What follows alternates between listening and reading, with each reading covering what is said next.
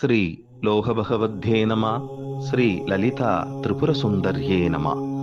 ஈரேழு லோகமும் தேவலோகமும் ஸ்தம்பித்து என்ன செய்வது என்று தெரியாத நிலையில் இருக்கும் வேளையில் இந்திரன் நாராயணனை நோக்கி, கோவிந்தா, இதுபோல் ஆகிவிட்டதே, பகவதியும் வீரபத்ரனும் தக்ஷனின் தலையை துண்டித்து விட்டார்களே, லோகக்ஷேமத்திற்காக நடக்கும் யாகம் நின்று விட்டதே, என்ன ஆகப் போகிறது என்று தெரியாமல் நிற்கிறோம்.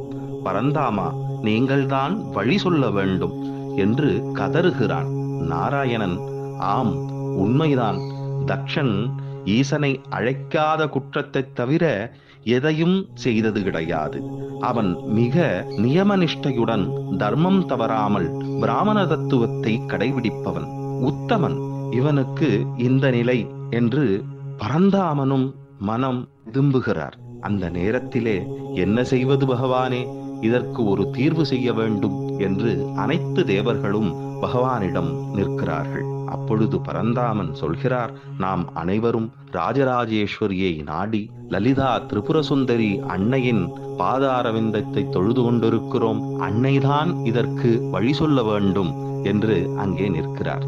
அந்த சமயத்திலே அன்னை திரிபுரசுந்தரியாக புன்னகைத்து, வாருங்கள், உங்கள் கஷ்டங்களை யாம் அறிவோம், எதற்கும் ஒரு தீர்வு இருக்கிறது என்று அன்னை அழைக்கிறார். அப்பொழுது பரந்தாமன் சொல்கிறார், அன்னையே, இதற்கு ஒரு வழி சொல்லுங்கள், என்ன செய்வது என்று நாங்கள் அனைவரும் திகைத்து நிற்கிறோம் என்று நிற்கிறார்கள்.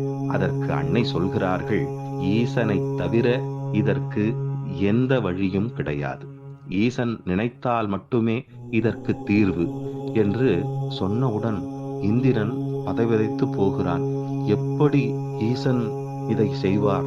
ஈசன் மிக கோபத்தோடு இருக்கிறாரே, இதை செய்வாரா? அப்படி என்ற சந்தேகம் எழும்பொழுது அன்னை அங்கிருந்து சொல்கிறார், ஈசன் சினம் தணிந்து வர வேண்டும், தக்ஷனின் துண்டித்த தலையானது சேர வேண்டும். அது மட்டுமல்ல, மன்னிப்பு கேட்டு தக்ஷன் ஈசனின் நாமத்தை சொல்லி யாகத்தை தொடர்ந்தால் மட்டுமே இதற்கு தீர்வு அப்படின்னு சொல்லும் பொழுது, அடப்பாவமே, நாம் என்ன செய்ய போகிறோம்?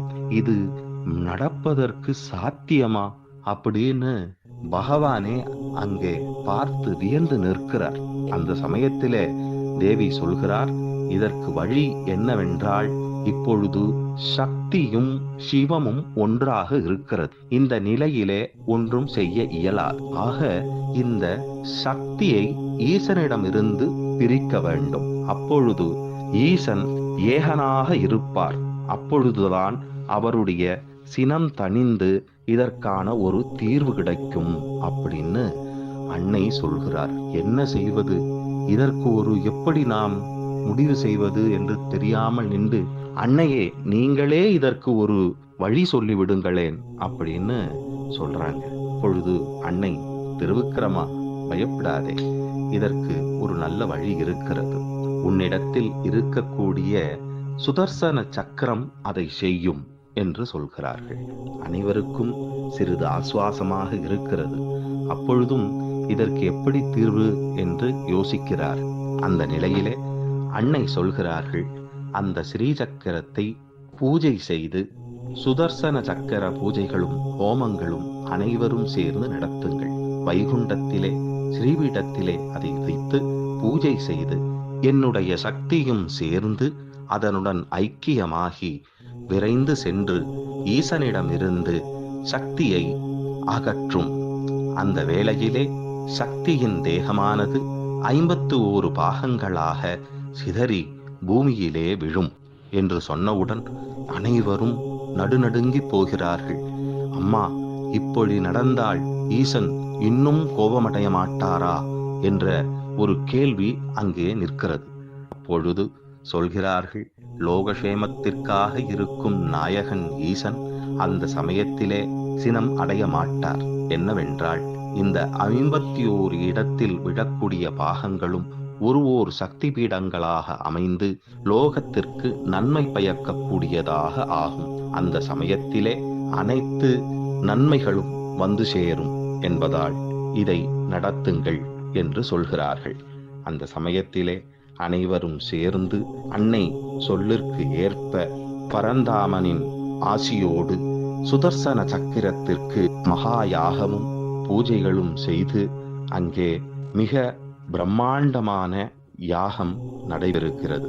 அந்த சூழலிலே கைலாயத்திற்கு யாத்திரையாக விரைந்து செல்கிறது அந்த சக்கரம். சக்கரத்துடன் நாமும் யாத்திரை செய்வோம்.